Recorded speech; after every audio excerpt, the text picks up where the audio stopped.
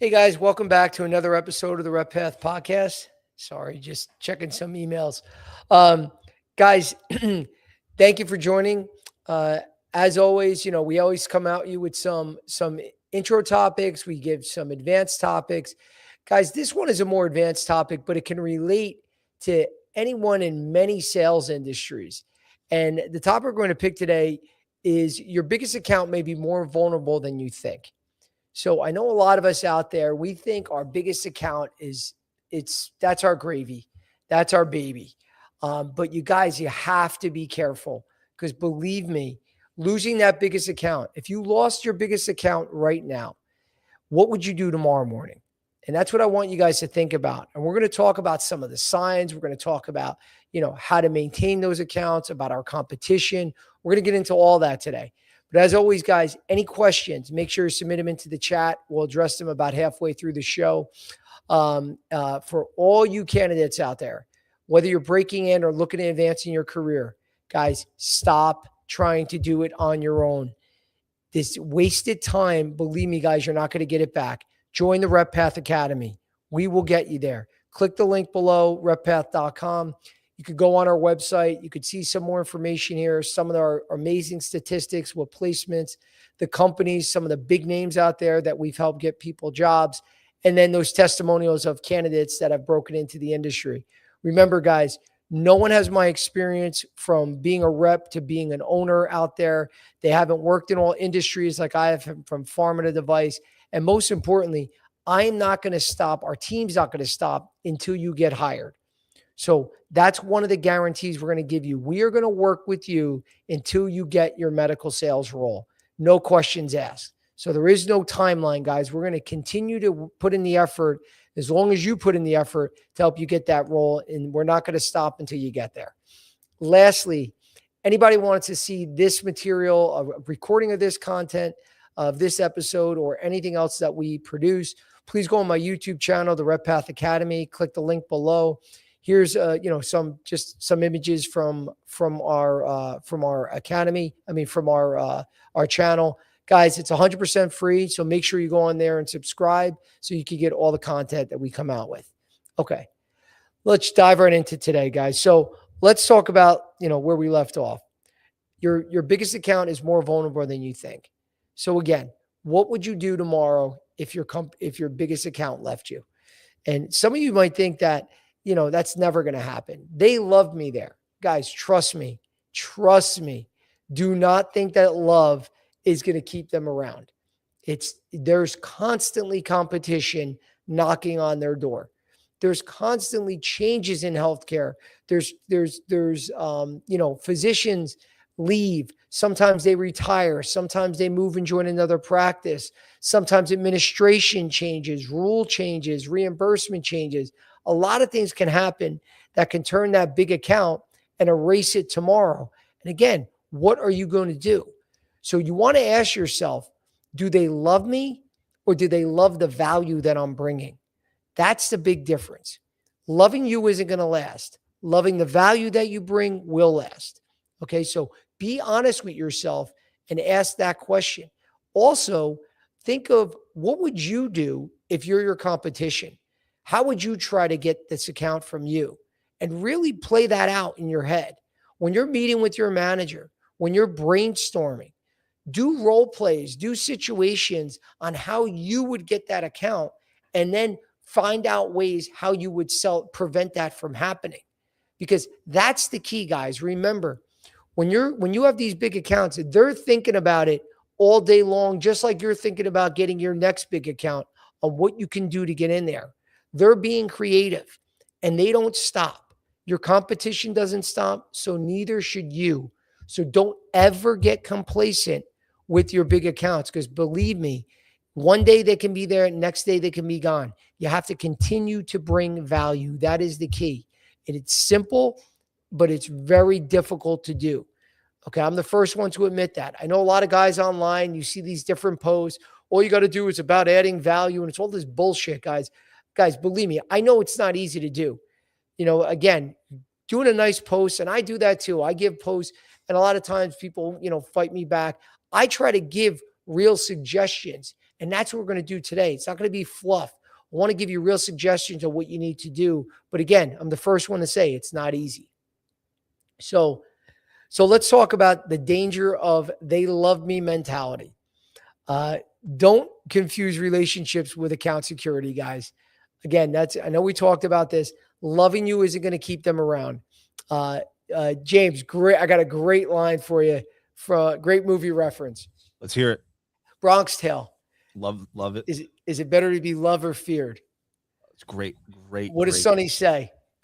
It's better to be. He says exactly this. I'm terrible at quotes, dude. Good. I just want to put you on the spot. It's okay. Yeah, terrible at quotes, but I know exactly what you're talking about. But it's better to be feared. You want to be loved, but better to be feared. Yes, he said it's better to be feared because that's what keeps them loyal to me. Yep. Now, obviously, you don't want your accounts to fear you, but the whole point is love isn't strong enough. That's not going to get you there. Okay, so don't think that a physician liking you doesn't necessarily mean that the entire account supports you. Now, remember, I mean, I've had accounts that a physician loved me and I didn't do a good enough job, calling on, making a total office call and building relationships, not with the other physicians, with nurses, with office staff.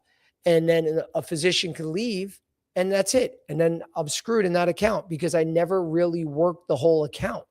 So you have to make sure that one physician love isn't going to be enough. So ask yourself, does the account support you? Does the administration support you? Does procurement support you? Any new physicians?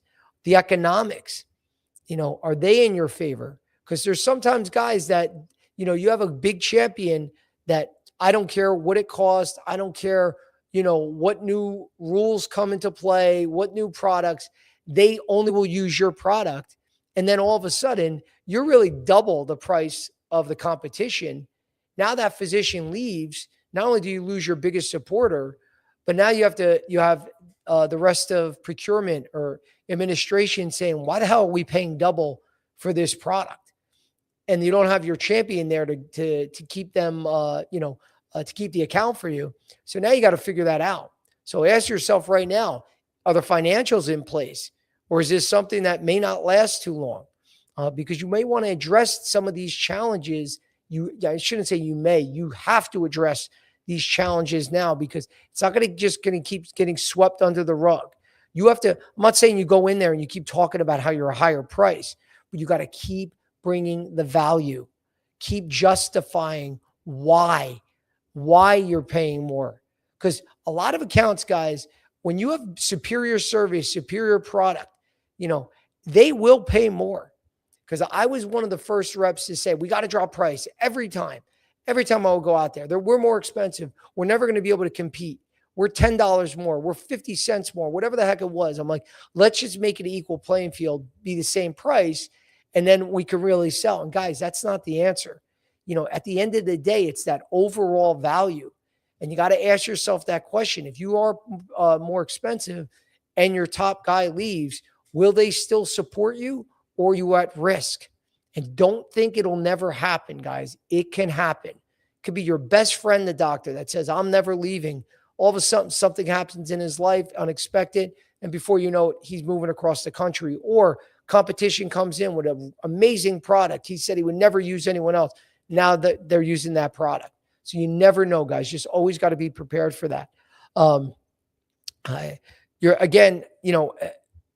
got to ask yourself that question I mentioned before.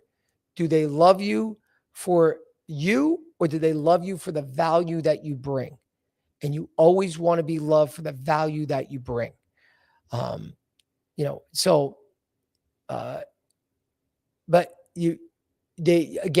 Relationships are important. I don't want to, overlook that too, that relationships don't matter, but you can't just sell on relationships, guys. This is probably one of the biggest mistakes that reps make for most medical sales jobs, definitely a lot of sales jobs. They confuse love and relationships with customer support. Look at a lot of your accounts. You could have a lot of great relationships. Are they your biggest accounts? Because I know for me, the doctors that I was truly considered a friend, that I would ask to go out to dinner on a Saturday night with my wife, And, we wouldn't talk business. We're such good friends. It doesn't matter. Yeah. And then you're looking at it and you're like, well, he's not even close to one of my top doctors. What is the love and friendship really doing? And most of the time for me, it was the doctors that saw the most value in me, my product, my service, everything, that were my top physicians. And I rarely went out to dinner with them, because a lot of those things, guys, I know a lot of people are mad in our industry that it gets scrutinized more than other industries with taking doctors out, being able to wine and dine. Back in the day, you used to be able to play golf, go to Yankee games, Mets games, whatever it was, all the time.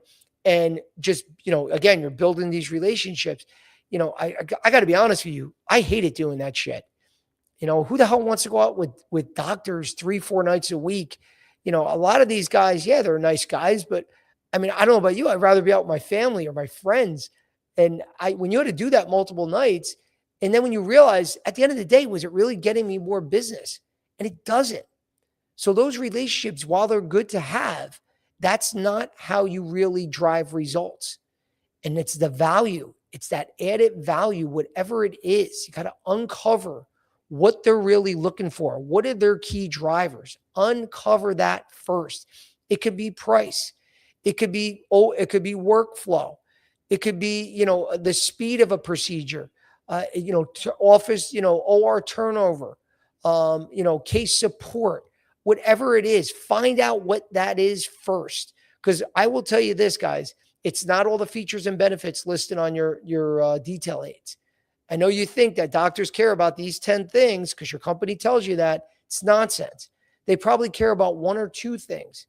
And instead of just drowning them out with the same messaging over and over, uncover what they want first and then sell to that. That's how you bring value. That's real.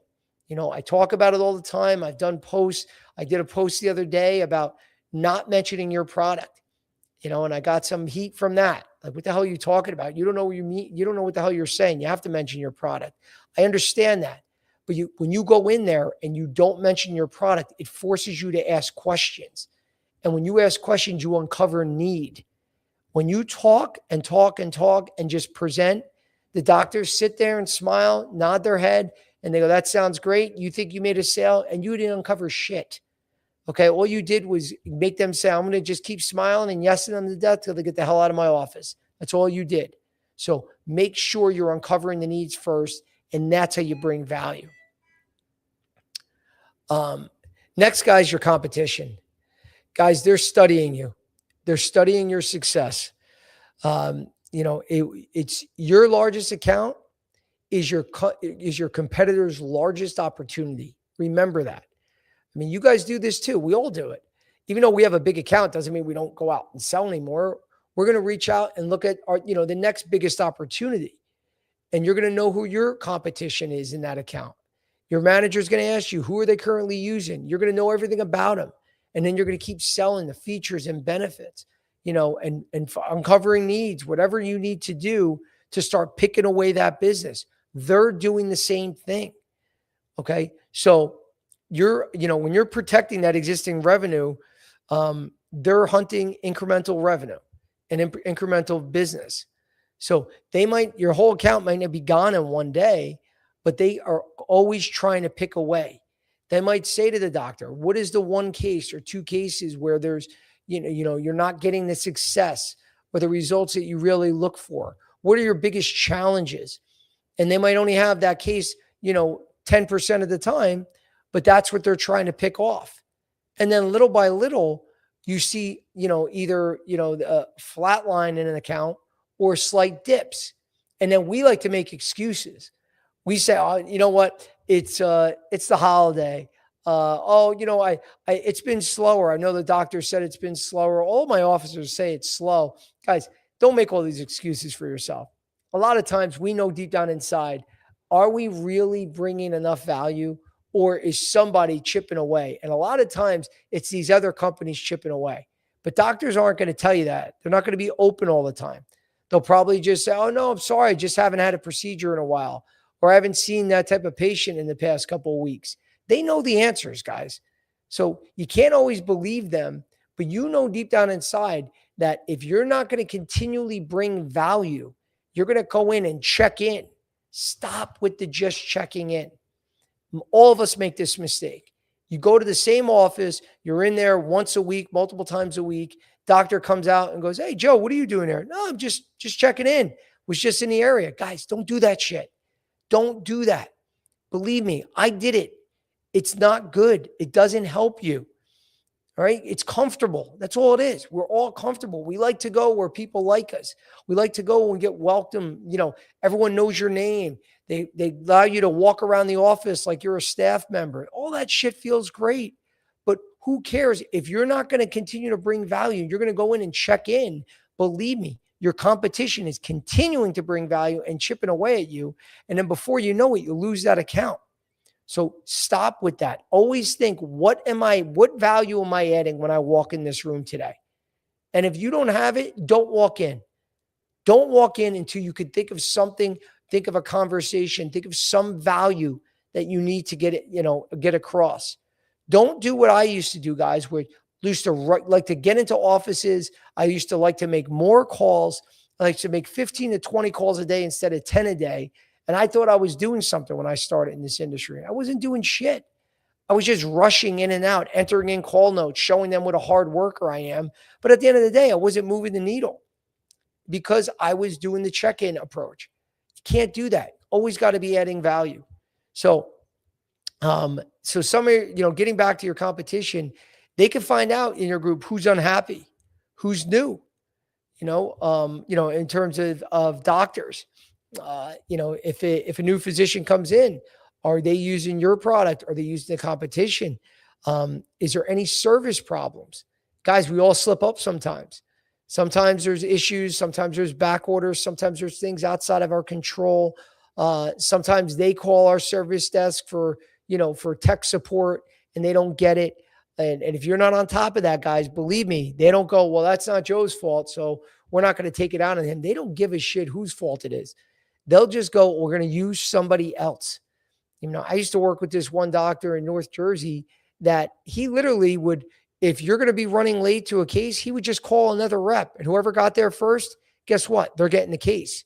So remember, guys, there's not as much loyalty as you think.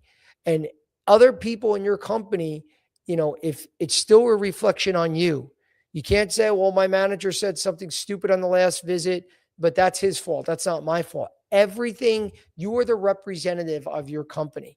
So anything that doesn't go well is going to reflect on you and with the doctors on that usage. So make sure that you're on top of everything. Is the pricing, like we talked about before, are you vulnerable with pricing? If you're one of the higher priced products in your therapeutic area, out of all the choices, believe me, guys, they're going to use somebody else.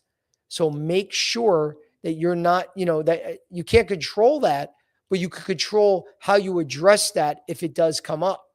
So don't think that they don't know that, guys. Their customers, your competition is definitely hammering that home every week. So realize, how are you handling that pricing objection? Don't always just think no one's talking about it, because they are. In Joe's case, he's battling a real uphill battle because his competition is telling the other doctors he looks like Vanilla Ice from Wish.com. Yes. I only have one more week left to bust your balls on it. It's almost gone. I saw it. I'm like, I got to jump in somewhere and just let them know. Get all these jokes in now. I'm getting them all in now. But dude, I'll tell you this though. I'm going to go through the really awkward stage where it grows back, and my hair is going to be sticking up. It's going to be going to the side. There's going to be just weird shit going on. So you will have time of me looking like an idiot for a while. So, yeah, but go to the bar and get a nice fade. You look good. Yeah. Clean it right up. Nice skin tight fade, and it'll grow out evenly. Yeah, it always looks good on an older guy. Those fades look really cool on older guys. You won't look like an old geezer anymore. You'll look like you're in your 30s, ready to get after it. Yes. And you won't look like Vanilla Ice from Wish.com. I think I'm just going to have an avatar on here at some point, and just, it's going to be something that you're not even going to recognize me. It's just easier instead of trying to fight the age. But anyway, before I digress too much, now you just totally made me overanalyze. Now I'm staring at myself, looking how old I am. But bottom line, guys, You got to know your competitor's strategy. And we used to do this in football where a lot of times we would always come out with a game plan, and we would say, they're going to do this, they're going to do that against our offense, they're going to do this against our defense. And a lot of times it didn't go that way when the game happened. When we lined up in a certain alignment, if we lined up in the power I, or we moved two tight ends and they're going to move their defensive end to, outside of our second tight end, and there's going to be a big gap here. And then we got in the game. It was like, well, they're not doing that. They adjusted, right? So the whole point I'm getting at is, guys, how would you defend if you were doing this? How would you approach this account if you're your competition? Think that way.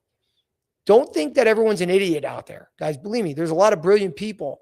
So if you know what your competition is going to do, or if you don't know, think, what would I do here? Think of the creative things you would do to get the business, and then think even more creative on what you could do to prevent that from happening if it does. That's what a real high performer does. They don't think that, no one else is after these accounts, or I'm locked in here. No, they're constantly on edge, guys. You should be up, late thinking like, what do I need to do now? It's been a little too quiet. Things are a little too good. And that's a great place to be, guys, but don't get complacent. Don't get lazy. Think, what is your customer doing to get your business, and always be prepared for that, because that's going to make you sell better against the competition. Guys, single-threaded relationships. What do I mean by that? And they're very dangerous. So if you have an account with 5 doctors, and it could be your number one account, and I'll give you a perfect example. I had this one physician out of New Brunswick years ago when I started for NuvaRing, and he was a monster. Loved my product. Okay. And I was like, this is great. And he was actually in a practice with 8 other doctors. Huge practice. It was actually in East Brunswick, not New Brunswick. Anyway, great practice, monster account. But it was just him. And then I didn't push, because after the first few months, I'm like, I'm not getting anywhere with these other people. I was trying to sell them NuvaRing. They were using this patch at the time. And the patch was very effective. It was easy. You put it right on your arm. And a lot of them like to use that patch. And I was like, you know what? It's been a few months. I'm only going to talk, to my one account, one physician. I don't want to mention names just in case. But anyway, and what wound up happening was he retired.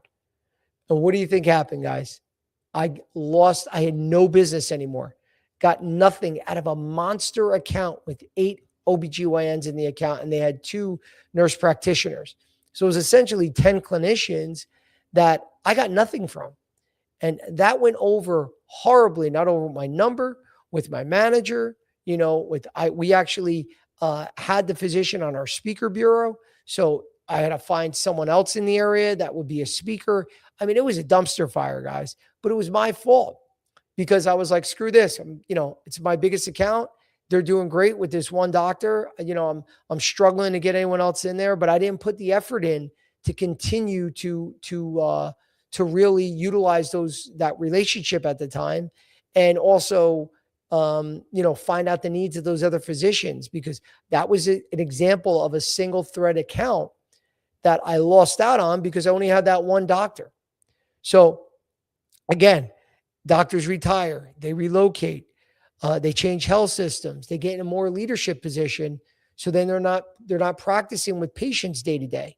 You're going to see that happen a lot. I saw this in anesthesia, where one of my clinicians, big champion, he became an executive and then didn't really deal with the day to day in the anesthesia department. He dealt more with big picture stuff. So I lost a lot of business. So when you want to discuss your relationship strength, really look at all your accounts. And do you have multiple physicians that use you in your big account? Or is it one? Is it 2? And this is where you got to really grade yourself. Just because it's your best account and you only have one physician out of 10 using you, you only have 10% of the business there, essentially. So you're actually not doing well in that account. Now, when you have 100% of the business from all 10 doctors, guys, that's nearly impossible. You rarely see that. But if you do, then you're in a great place. then I'll say you truly own that account. Guys, very few of us have that. We have one or two, some of us get business from all the doctors, but are we getting it for all areas that they could be using this drug, or are we just getting it for one or two patient types, one or two procedures? Really break it down, and that's going to tell you how much potential is really there. And when you know that, then okay, it's time I got all the potential business, or no, I got a lot more to grow here. And you got to sell and commit to these other doctors and really, work the account. But do you have multiple, not only physicians, nurses, technicians, where are you with the practice manager? Are you in a good relationship with them? Do you have all their needs met? Anyone in administration, especially when you get to hospital space, you definitely can't just have one doctor supporting you. You need multiple players, because you're going to have supply chain, procurement, you're going to have admin, you're going to have tech, biomed, materials management. I mean, multiple layers of the clinical staff, from techs to nurses to doctors. Believe me, guys, there's many, many players, and you really got to ask yourself, where am I really strong and where am I weak? Do I just have one or two key customers in this account, or do I have many?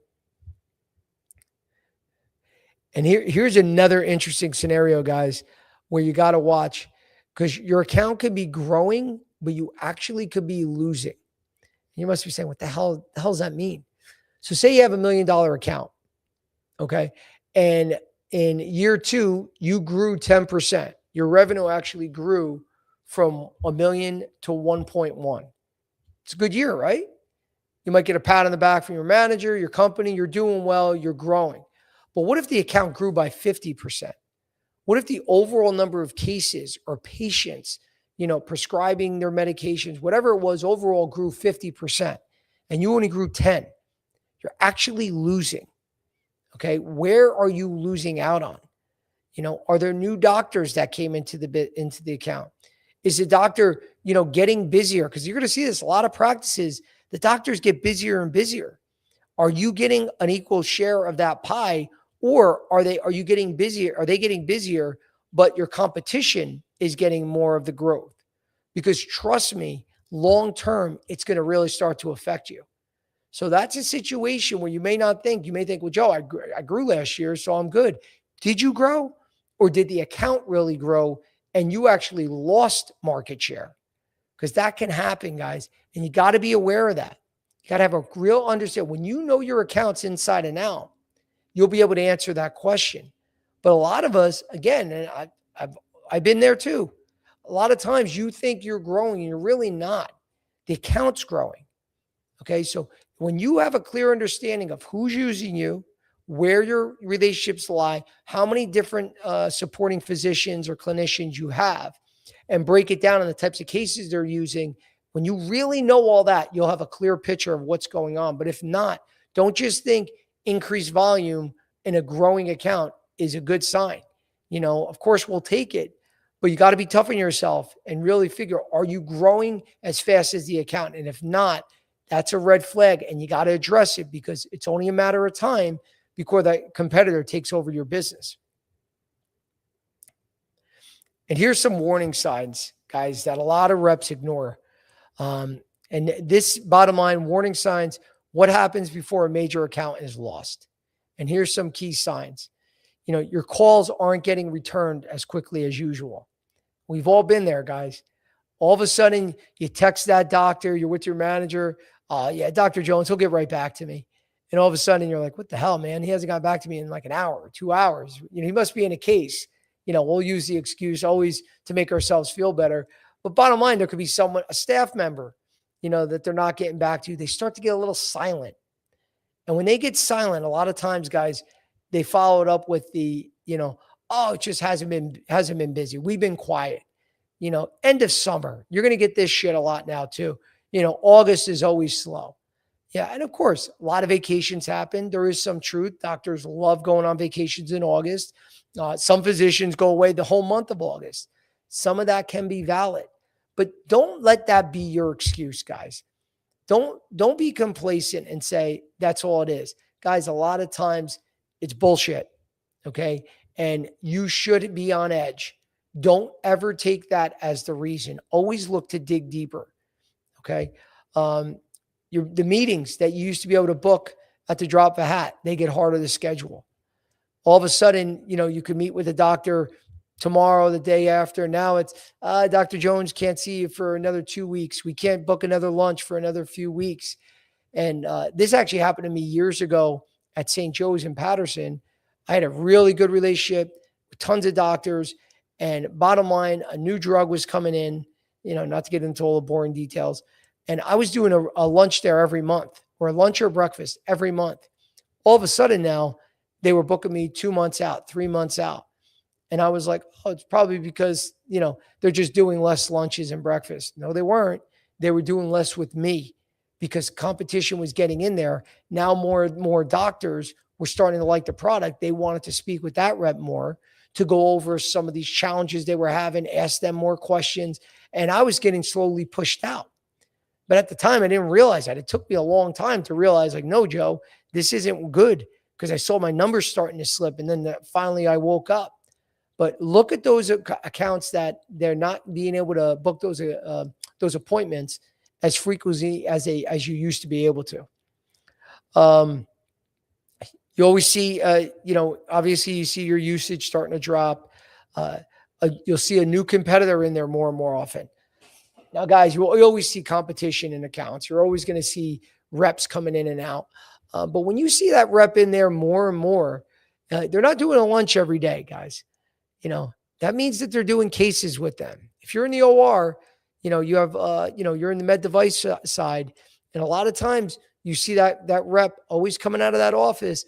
Odds are it's because they did more cases. It's not that they're always selling. Okay. And, it's hard to see, guys. You feel, especially when you have those good relationships with doctors, it's like, you feel like they're cheating on you. It's like, dating someone and seeing, someone else come out of their apartment. And you're like, what the hell is going on? But it's real. Your competition's always going to be knocking on that door.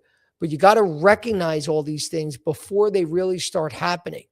Because you got to the whole point is, guys, you got to always be on the offensive. Can't just be waiting for bad news all the time, or always be naive thinking that everything is great. Believe me, they're always, always, always looking to break in there, guys. So when you see them more often, that's a red flag. Any leadership changes, maybe a new physician arrives. Sometimes you think, oh, that new physician, all he's going to do is just, fall in the line and use what everyone else is using. Absolutely not. A lot of times these doctors are trained somewhere else. They were using a different product in their old practice when they moved here. They could be almost just as effective in taking your business away as another sales rep. Because they could be in there and be like, oh, no, I don't use Boston Scientific. I use Medtronic. They're a much better product. Before you know it, some of your key physicians are lost because you have someone internally that is talking about the competition. Now, your job as a rep is to get in front of that doctor right as they get in there. Now, again, you're not trying to get in there, right when they walk in and be like, hey, I'm sure you're only going to use my product and here's why. But again, you want to identify what drives that physician and then bring value.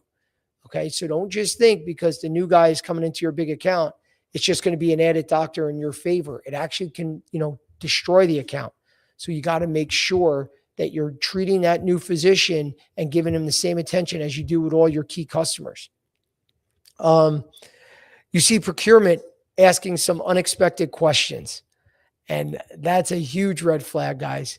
I mean, again, I remember at Stereotaxis, I had procurement start out of nowhere, just being really into our service agreements. And you're like, obviously someone's in his ear for the, procurement manager to say that, but you got to recognize that, when you get those questions that they haven't asked for months, and all of a sudden now they're really drilling home a certain, aspect of your product, realize that another rep is in there saying stuff. So how are you going to sell against them?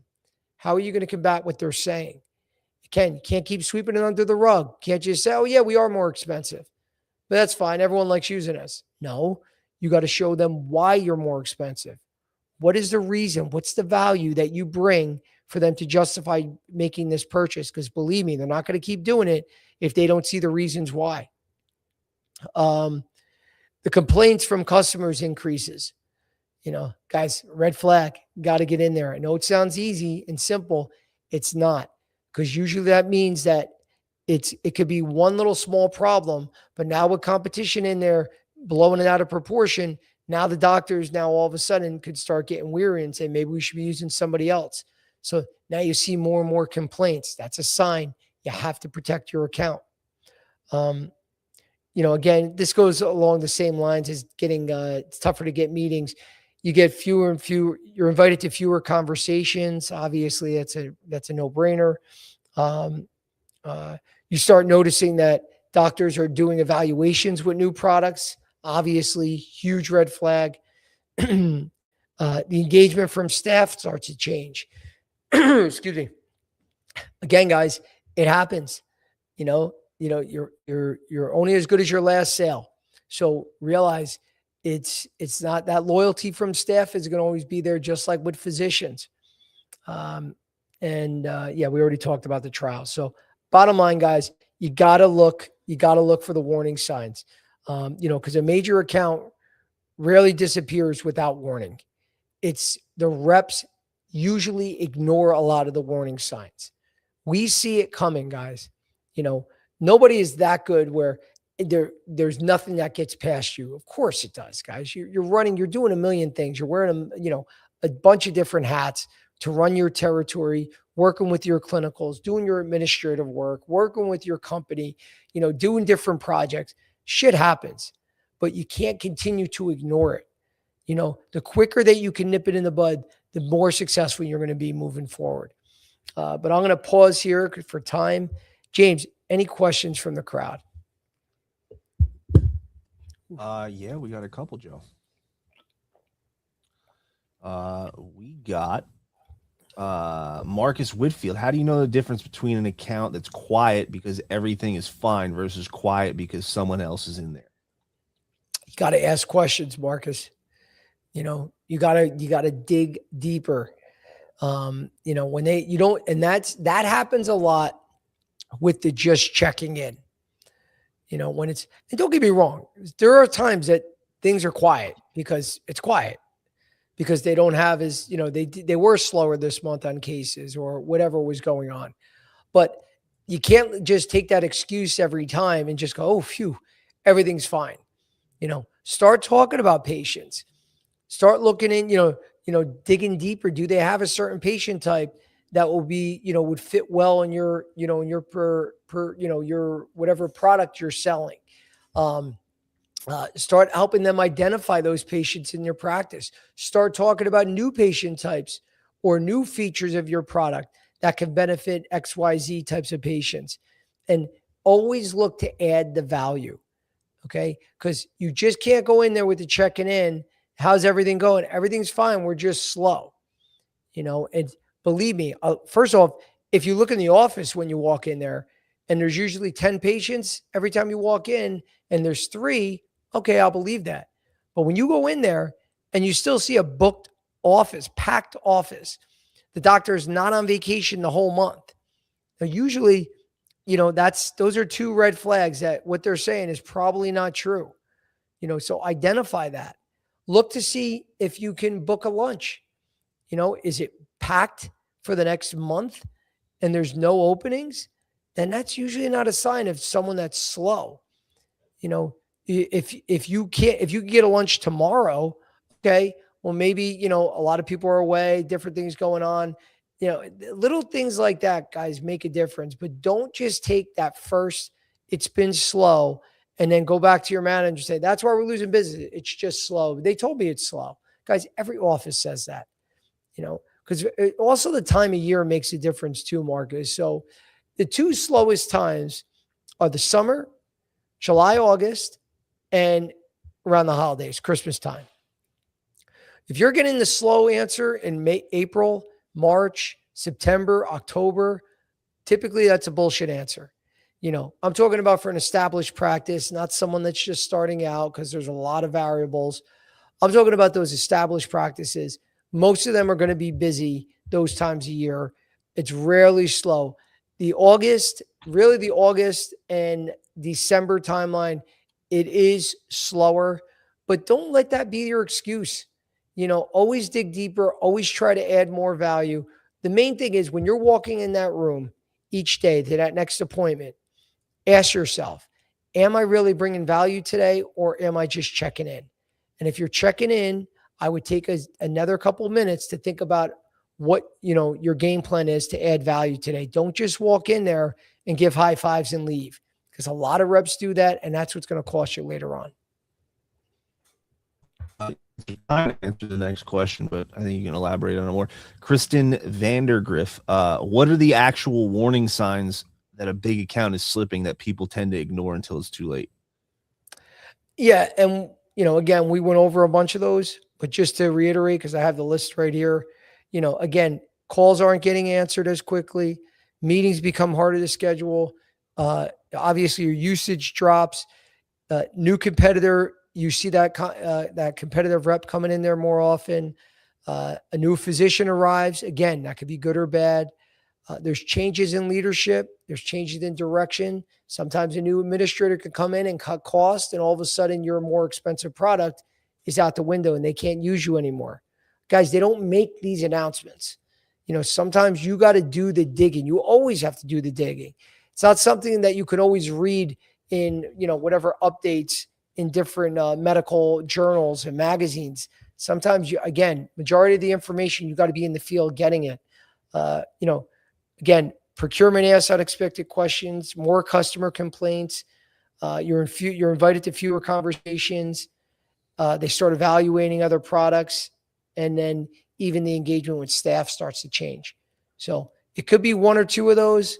It could be all of those, but start looking at a lot of those signs. And once you recognize them, that's the first step. You got to act on it and start, protecting your account, selling against it, really uncovering the need. And, and that's how you're going to drive revenue. We got Devon Marchetti is asking a doctor directly whether anyone else has been calling on them a smart move or a desperate one. I mean, to ask that, what answer do you really want to get? Is that how you want to uncover? I would always assume that, yes, they're all calling on the doctor. So I got to be honest, it would be kind of a stupid question to ask, not to be insulting. I'm just, keeping it real. Everyone's always trying to get that physician's business. You should know who all the key players are. And again, you have to have, what's the value proposition of using your product over that competitor? That's what's I would be more concerned about. But you asking the doctor directly, you could, but what are they going to do? They're either going to lie to you and say, no, we don't really see the rep that much, or they're going to just say, yeah, everyone, this guy's coming in, that guy's coming in. You want to focus more on your product than also talking more about the competition, because a lot of times you run the risk of letting the doctor just now talk great things about using the other product, because you don't want to get in that room and then all of a sudden the doctor is constantly saying, I love using Medtronic because of X, Y, and Z. And now you're getting combative with the doctor to say, well, no, actually that's not true. It's not good to use it for this, or it's not good to use it for that. And now you're insulting the doctor by saying basically what you're doing is stupid, right? Because that's what they hear. So I don't really see the value in just openly asking that. You, again, can't hurt. I shouldn't say it can't hurt. It can hurt. But I'd rather see you go into it automatically assuming that that they are using these other products, because you should be selling against all of them and showing the value in your product all the time. I got Tanya Beauchamp. I think that's how you pronounce it. Is there a right way to bring up to your manager that you think a top account is at risk without sounding like an excuse? No, I think it's a great thing to do. I mean, here's where you don't want to be, Tanya. You don't want your manager to bring up information to you. Okay. That's a bad place to be. You're not on top of your game. First of all, if your manager has to ever show you that you're losing business in an account because you didn't know that first, oh my God, that's a huge red flag. That's a terrible, terrible, that's terrible account management. Just that simple. You don't ever want to have that. But reporting to your manager that these changes have happened, there's new leadership, a lot of the things that we talked about on that list of red flags and potential risks. And if there's a bunch on there and letting your manager know, that's great account management. Again, these are things that are outside of your control. You can't stop a new doctor from coming in, a doctor retiring, relocating, a company offering the 1/3 of the price of your product. Like these are all things that you want to make your manager aware of. Don't say, "Oh, I'm gonna hide this. I don't want to give him bad news because if I give him bad news, that means that I'm doing a bad job." No, if you don't give any news and then bad things happen, then you're doing a bad job. Okay, because that means you're missing it. But you don't want to. You want to get your customer, your company's support. You want to get your manager supporting you. So make sure that you keep them up to speed because they might be able to solve something. Even with pricing, they might be able to go back to the executive team and say, "Hey, listen, we got Joe's doing a really good job here. Everything's great.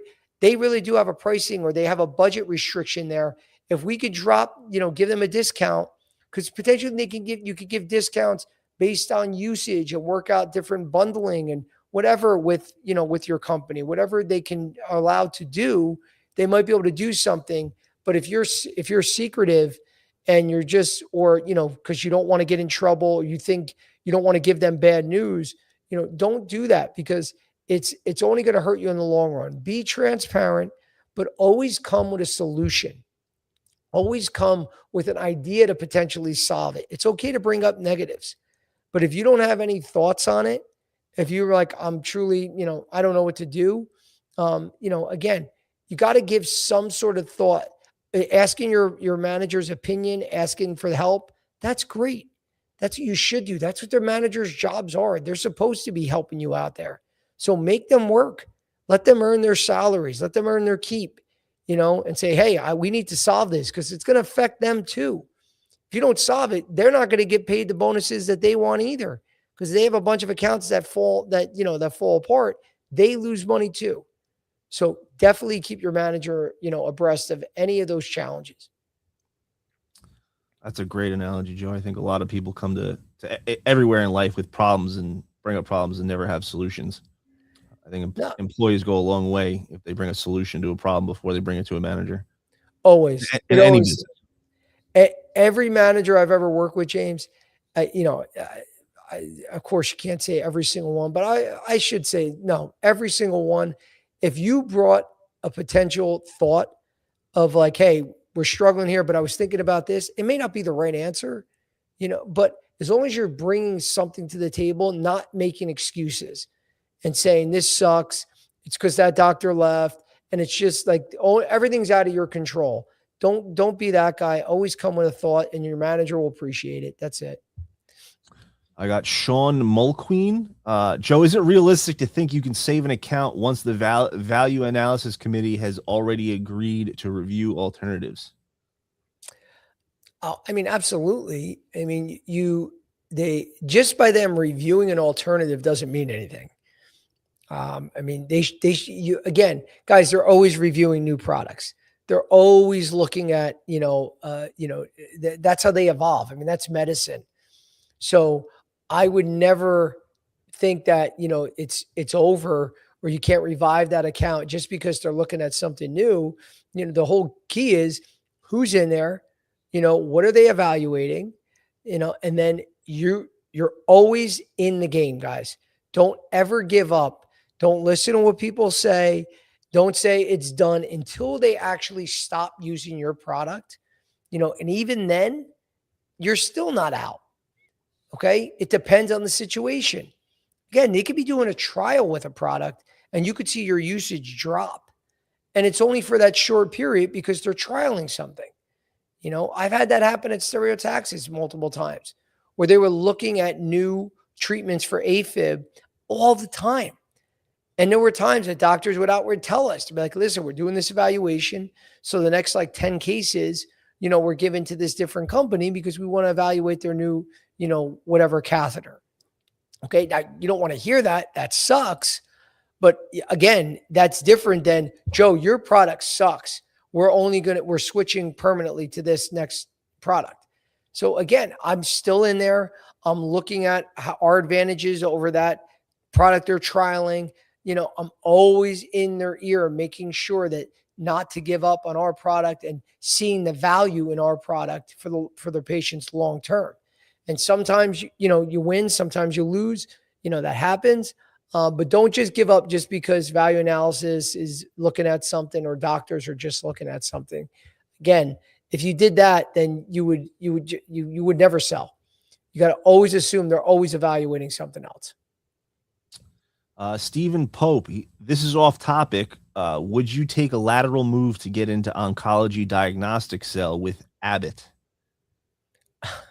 I mean, that's a loaded question. There's so many different, there's so much that I don't know about that situation, but if you want a quick answer, sure. Why not? Great company, great product line. Oncology is a great field to be in. But again, I need to know many more details than giving that short answer. If that's something you want to discuss offline, reach out to me, shoot me an email, or, set up an appointment with me on LinkedIn and we could discuss further. We got Chad Lombardi. The Bears are not hoisting the Lombardi Trophy this year, Joe. Sorry to break it to you. If your product hasn't changed in 5 years, what are you supposed to be selling on during the renewal conversation? Yeah, again, guys, that's a great question because that's not an easy one. But there's always got to be, even if it's the same product with the same features, if anything, give new stories, give new success stories that you had with different physicians, different patient types.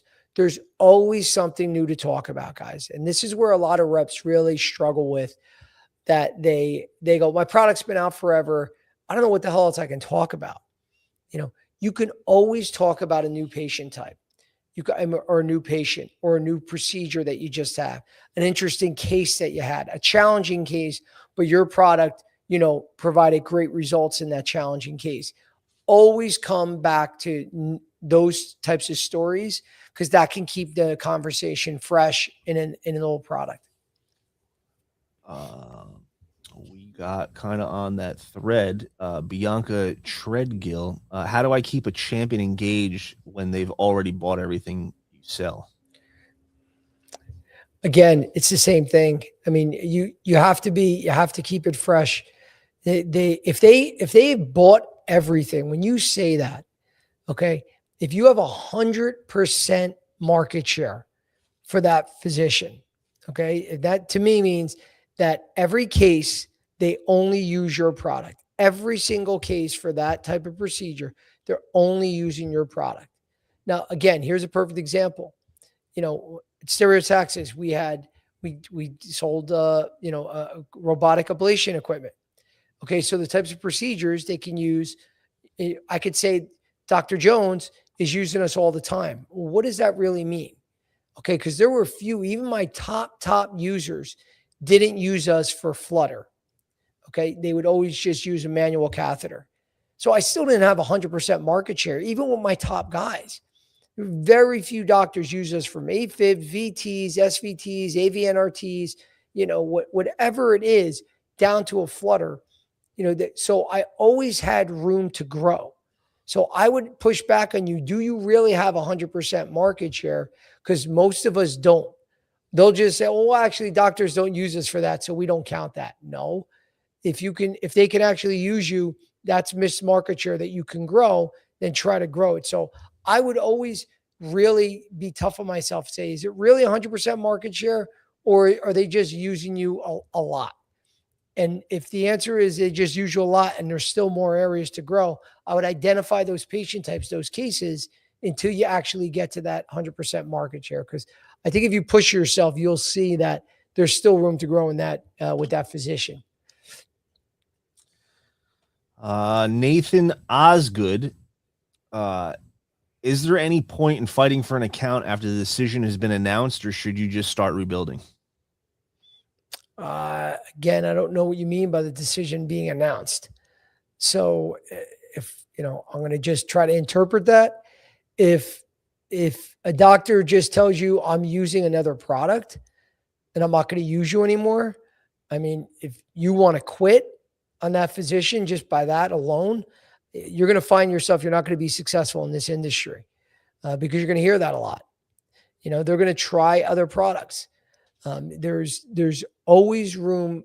Now, I'm not sitting here and saying if a doctor moves on and uses another product and you're in there constantly trying to add value and you're spending all your time in that account and you're ignoring other accounts where you can, grow or drive results, then that's not smart either.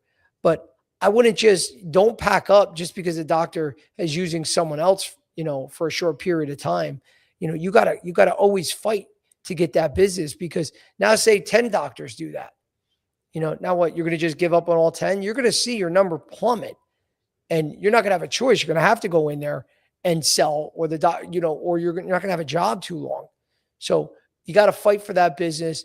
Don't take a loss here, a loss there, a temporary loss as something as permanent. So definitely do not give up just because of one or two, negative moments with a physician. You got to continue to fight and continue to bring value. We got, I think, one more for you, Joe. Okay. Manny Escobedo. How do you tell whether a doctor's complaints are real problems or just leverage before renegotiation? Again, you got to ask questions. Sometimes you're never going to know, guys, but you'll be able to see, doctor, if you uncover and find out what really is going on there. Is it price? Are all these negative procedures? I mean, walk through, number one, if it's something that is a negative that the doctor is throwing out at you, that's okay. Let's talk about it. Let's walk through that case, because it could be real negatives. And then you realize that the doctor is doing something that you can coach and figure out that, yeah, he is going to have problems if he keeps doing it that way, as opposed to, now taking a suggestion so they get better results. Again, quick example of something that was a real negative that a doctor was reporting. And I wouldn't know that until I started digging deeper. When I was at Boston Scientific, a doctor, when they enter in the catheter and when they put in the leads, they do like an epidural stick with a needle in your back. And sometimes if they go in, a little too, almost like they take a too deep of an angle where they come in at like 70 degrees with that angle, as opposed to going a little bit lower, like 45 or 35 degrees, they can get anterior. So when they do that, that means that they're in an area towards the front of your spinal area. And then you could get very, abdominal frontal stim where you want to get it more in your posterior in your back. And so if I always said, listen to a doctor and just go, oh, okay, well, sorry to hear that, Joe, I'm just not getting it, in their back like I hope so, hope for. That's why I'm getting all these negative results. Now, if I walk through the workflow and ask questions, okay, let's talk about your setup. Let's talk about how you're inserting your lead wires. Let's talk about placement. And then when you dig deeper, you're going to uncover, oh, wow, okay, I see your angle is a little high. I see you're going a little too anterior. You're going too high. Whatever that is, you can walk them through and then figure out that has been the problem and then have success moving forward. But unless you do that and walk through all that and do more uncovering, ask more questions, you can't just take that initial negative response as, oh, shit, our product's not working. No, guys, there's things that doctors do wrong too, or they may not be unaware of, that you can coach them through. That's your job. So you got to be there to figure that out so then they have success. Right. We got one more if we got time. If not, we can wrap up. Let's do it. Let's do it. One more. Where Doug Merriweather, where does the responsibility for an at-risk strategic account properly sit between the field rep, the national accounts team, and marketing? Where does it sit? Well, it's always it's your yeah. account. Sorry. Yeah, where does the responsibility sit? It's always your responsibility. If you're the owner of that account, you go into Salesforce or whatever your CRM, and you'll see the owner of the account. And 99.9% of the time, it's the field rep. And when it's your account, it's your account. So you can have other team members that support that and may have some responsibilities.